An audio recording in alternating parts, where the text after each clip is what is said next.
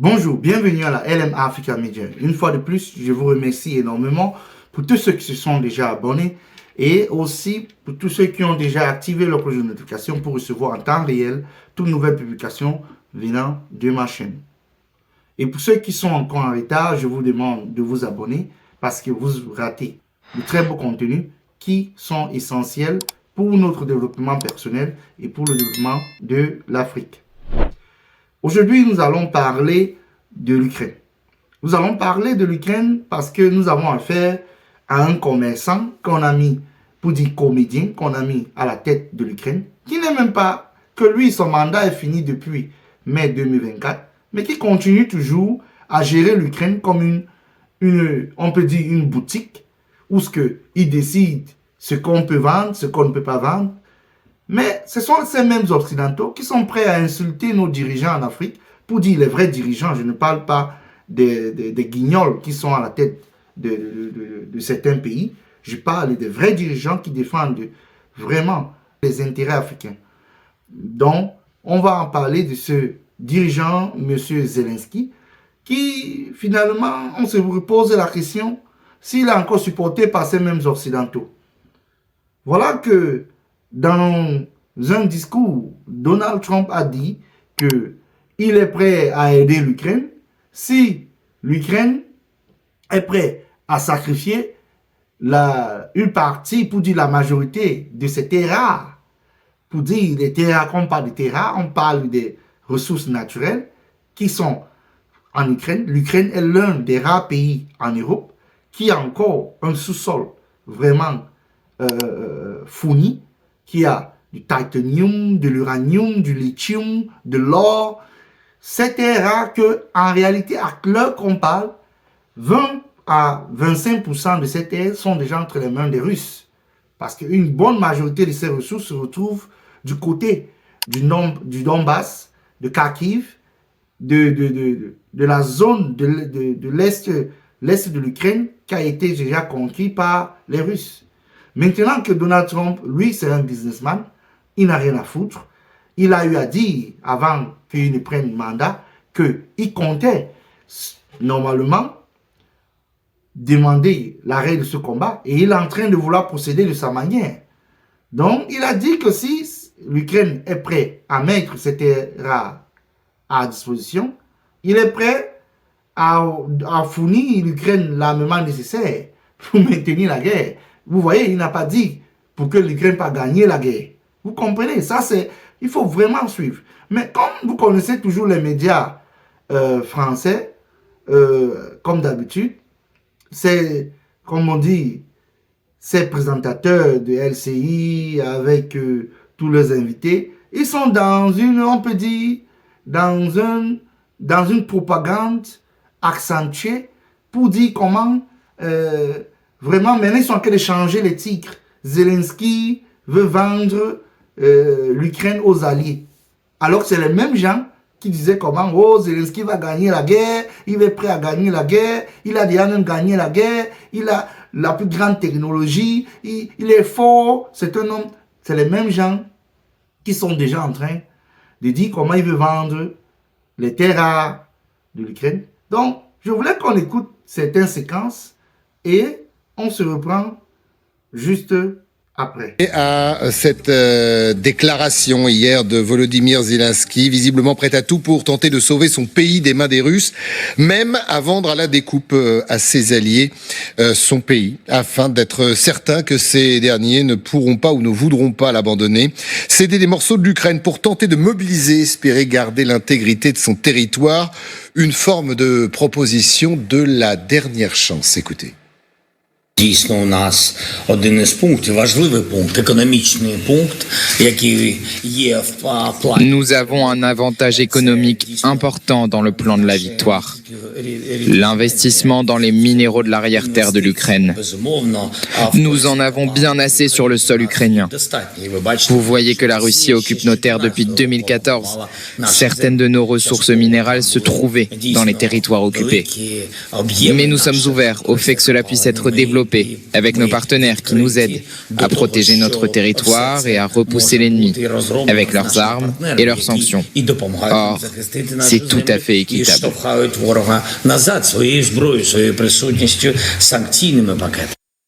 Valeria, on est prêt à céder le sol, le sous-sol pour espérer que les alliés resteront à nos côtés? Je l'interprète pas comme ça. C'est un petit peu fort. Non, je pense qu'il s'adapte au discours économique de Trump. Trump, tout ce qui l'intéresse, c'est de gagner de l'argent, c'est d'économiser de l'argent, et donc du coup, il s'adapte à ce discours-là.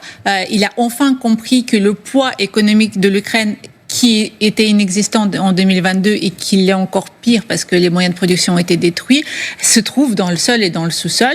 Et donc ce poids économique, il essaie de le mettre dans la balance en disant ne faites pas comme si on n'était rien.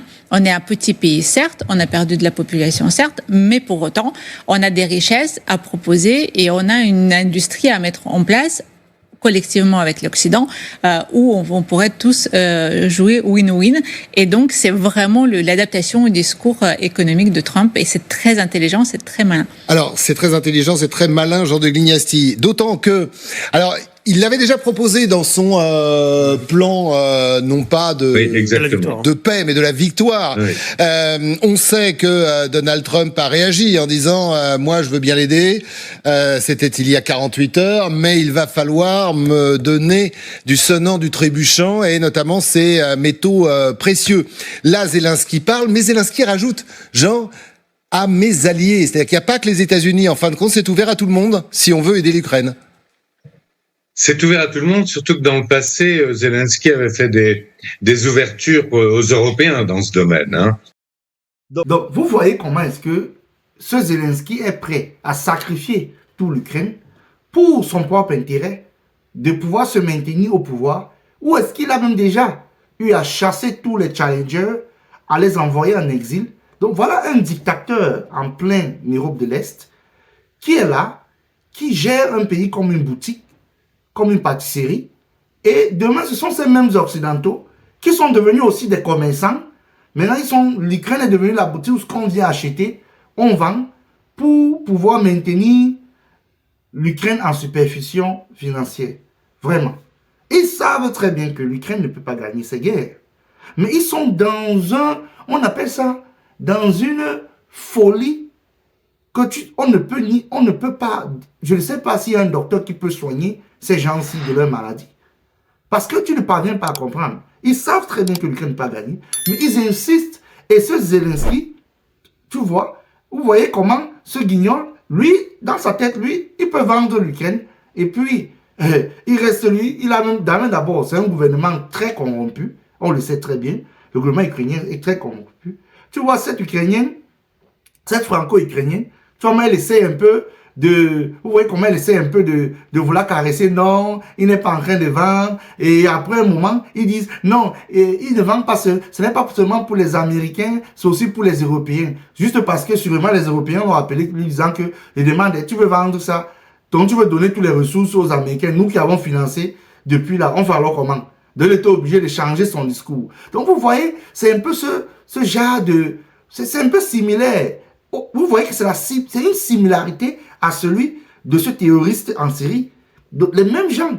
Donc on prend les gens comme ça, on vient avec eux, on fait une vente aux enchères, que nous on ne connaît même pas les contours et les alentours.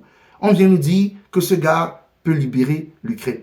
Vraiment, vous pouvez vous-même écouter ce genre d'individu. Et vous imaginez que ce genre d'individu peut être un leader. Peut être un leader? Je ne pense pas. Je ne pense pas qu'il peut être un leader. Que l'Ukraine peut se dire que oui, il a été un leader que nous-mêmes, on a besoin. Je ne pense pas. Donc, écoutons encore une autre vidéo où est-ce qu'il parle encore des mêmes choses et où est-ce que Trump mentionne ce truc de terre rare. Écoutons cette vidéo et reprenons-nous pour une continuité d'analyse. effectivement pas plus que l'italien dans l'esprit de Trump. Trump est parti dans un racket intégral. Et il n'est pas le premier, je le dis déjà, depuis 25 ans, nous avons une guerre juridique américaine qui a traversé toutes les administrations, républicains et démocrates. Est-ce que ça veut Trump dire qu'on va que la dernière itération à des grands mouvements? C'est dans le Figaro, je crois que Sébastien Lecornu dit on va être non aligné. On reprend le vocabulaire gaullien des années 60. Mais je reprends un moment là ce que disait Enrico Letta là.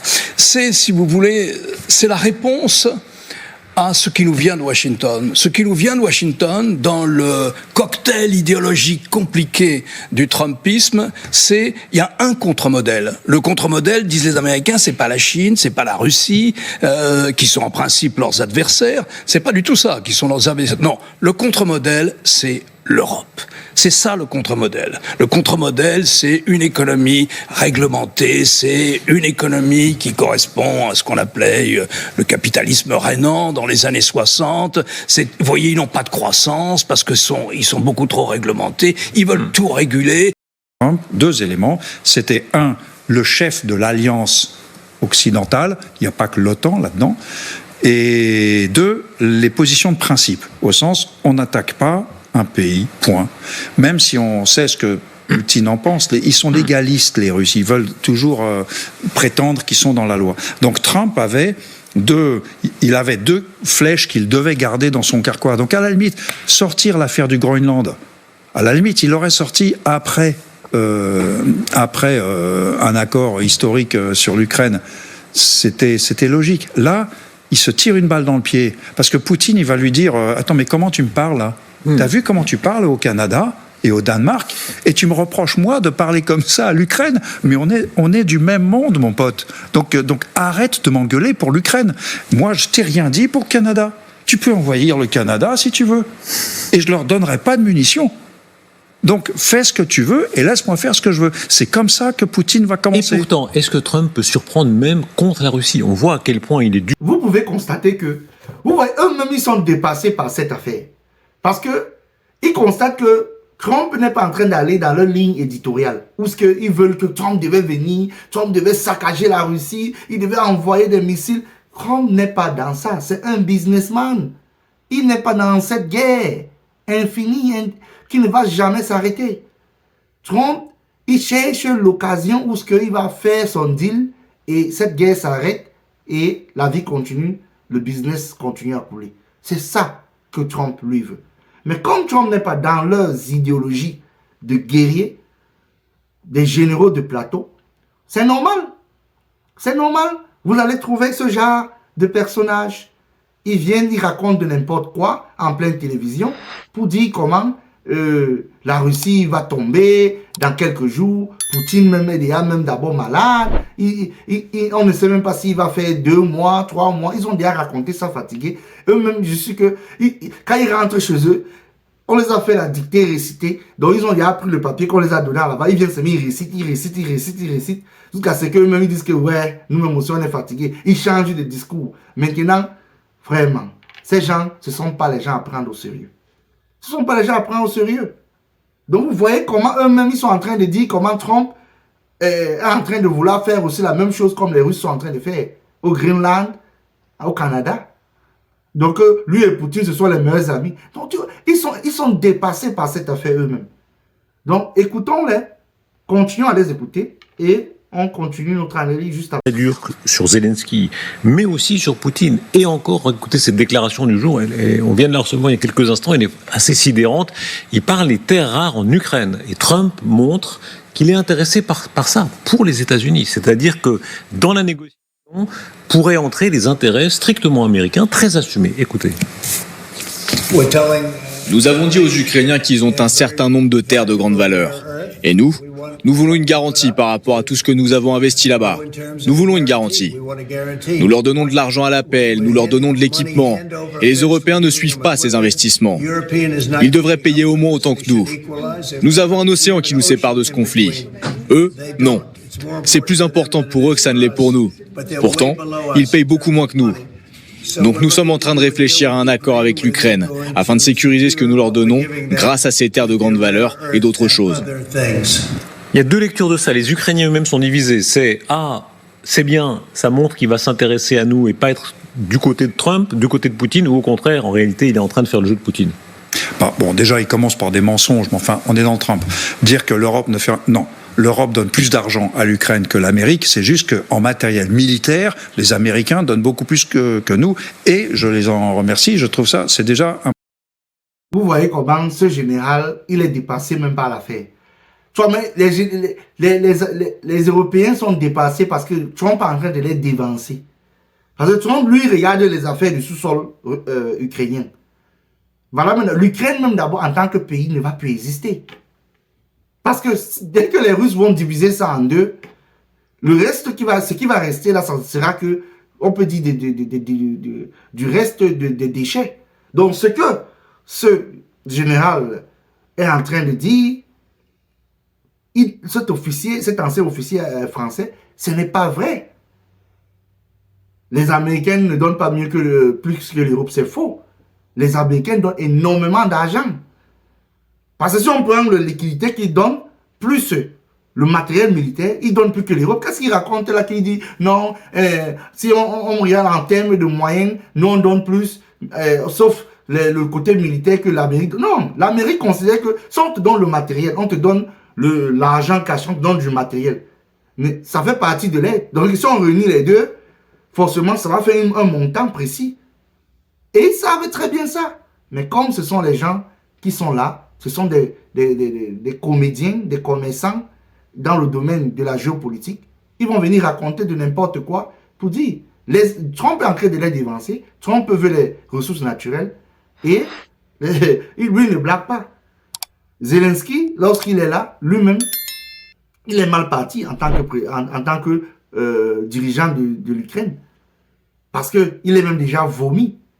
Et je vais vous le parler dans une autre vidéo qui va suivre, où je vais vous montrer que Zelensky lui-même est déjà vomi par ces Occidentaux.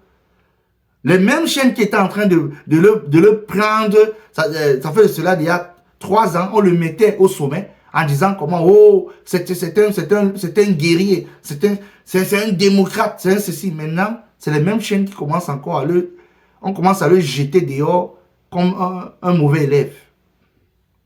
Voilà, c'est comme ça. On te prend, on te lave, on t'utilise, et après qu'on a fini de te lécher, on te jette dehors. Tu reviens comme une poubelle. Et il sera une poubelle. Ils vont se débarrasser de lui très mal. Ces Européens ils ne blaguent pas. Ils ont le sang dans l'œil. Donc, c'était tout pour cette analyse. Je vous demande de commenter. Et pour qu'on puisse échanger dans notre communauté, commenter, et puis je vais pouvoir répondre à certains de vos commentaires, à certaines questions. Et abonnez-vous massivement et activez la cloche de notification. On se reprend au prochain sujet. À plus.